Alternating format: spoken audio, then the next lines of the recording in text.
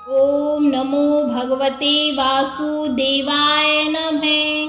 तो आप सभी का स्वागत है मेरे YouTube चैनल पर। आज हम सुनेंगे कार्तिक मास महात्म्य का 33वां अध्याय। तो प्रेम से बोलो बाके बिहारी लाल की जय। सूत जी ने कहा, इतनी कथा सत्यभामा को सुनाकर भगवान श्री कृष्णचंद्र जी संध्या करने महल में चले गए। यह कार्तिक मास का व्रत भगवान विष्णु को अति प्रिय है तथा भक्ति को प्रदान करने वाला है। रात्रि जागरण, प्रातःकाल का स्नान, तुलसी वट सिंचन, उद्यापन और दीपदान, यह 5 कर्म भगवान विष्णु को प्रसन्न करने वाले हैं, इसलिए इनका पालन अवश्य करना चाहिए। ऋषियों ने कहा, भगवान विष्णु का प्रिय, अधिक फल को देने वाला, शरीर के रोम रोम को प्रसन्न करने वाला जो कार्तिक महात्म्य आपने कहा है, मोक्ष की चाह करने वाले या भोग के इच्छुक मनुष्य को यह व्रत अवश्य करना चाहिए। किंतु हम एक बात आपसे पूछना चाहते हैं, वह यह है कि यदि कार्तिक मास का व्रत करने वाला किसी संकट में फंस जाए या वह जंगल में हो अथवा वह किसी रोग से ग्रस्त हो जाए, तो फिर वह कार्तिक व्रत को इस प्रकार करे, क्योंकि विष्णु जी का अतिशय प्रिय तथा मुक्ति भक्ति प्रदान करने वाला व्रत किसी तरह भी नहीं छोड़ना चाहिए। श्री सूत जी ने उत्तर दिया, यदि कार्तिक व्रती किसी संकट में फंस जाए तो वीरता के साथ शंकर जी तथा भगवान विष्णु के मंदिर पास हो उसमें जाकर रात्रि जागरण करे। अगर घना जंगल हो तो फिर पीपल के पेड़ के नीचे अथवा तुलसी के वन में जाकर जागरण करे। भगवान विष्णु जी की मूर्ति के सम्मुख बैठकर विष्णु जी का कीर्तन करे। ऐसा करने से 1000 गौओं के दान के बराबर फल मिलता है। जो मनुष्य विष्णु जी के कीर्तन में बाजा बजाता है उसे बाज पे यज्ञ के बराबर फल मिलता है, और हरि कीर्तन में नृत्य करने वाले प्राणी को समस्त तीर्थों में स्नान करने का फल मिलता है।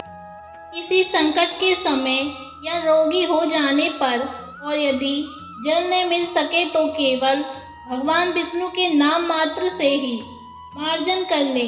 यदि उद्यापन न कर सके तो व्रत की पूर्ति के लिए केवल ब्राह्मणों के प्रसन्न होने से विष्णु जी प्रसन्न रहते हैं। यदि आप दीपदान कर सके, दूसरे की दीप की वायु आदि से भली भांति रक्षा करें, और यदि तुलसी का पौधा पास न हो तो वैष्णव ब्राह्मण की ही पूजा कर ले, क्योंकि भगवान सदा अपने भक्तों के पास रहते हैं। इन सबके न होने पर व्रती ब्राह्मण, गौ, पीपल, वट वृक्ष की श्रद्धा से सेवा करें। सौनकादिक ऋषियों ने कहा, अपने गौ तथा ब्राह्मणों के सदृश पीपल तथा वट वृक्षों को बतलाया है, और सभी वृक्षों में पीपल का वृक्ष और वट वृक्ष श्रेष्ठ तो कहे गए हैं। इस सूत जी ने कहा, पीपल का पेड़ साक्षात विष्णु भगवान है, पलाश का पेड़ साक्षात ब्रह्मा है।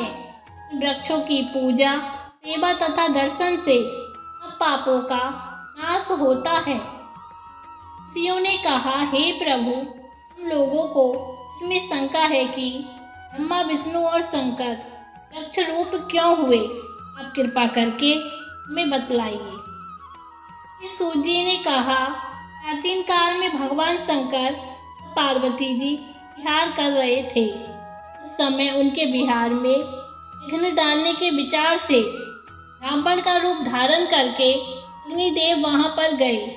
विहार के आनंद का नाश हो जाने के कारण क्रोध में भरकर पार्वती जी ने समस्त देवताओं को शाप दे डाला। पार्वती जी ने कहा, हे देवताओं, विशेष सुख को कीट पतंग भी जानते हैं, उसमें आप लोगों ने देवता होकर विघ्न डाला है, इसलिए आप सब लोग वृक्ष हो जाओ। सूत जी ने कहा, इस प्रकार क्रोधित पार्वती जी के शाप से सब देवता वृक्ष हो गए। इसी कारण भगवान विष्णु तथा शंकर जी दोनों पीपल और बट हो गए। इसी कारण भगवान विष्णु का शनिदेव के साथ योग होने के कारण केवल शनिवार को ही पीपल का स्पर्श करना चाहिए और किसी दिन नहीं। तो इस तरह कार्तिक मास महात्म्य का 33वां अध्याय समाप्त हुआ। श्रीमन नारायण नारायण हरि हरि श्रीमन नारायण।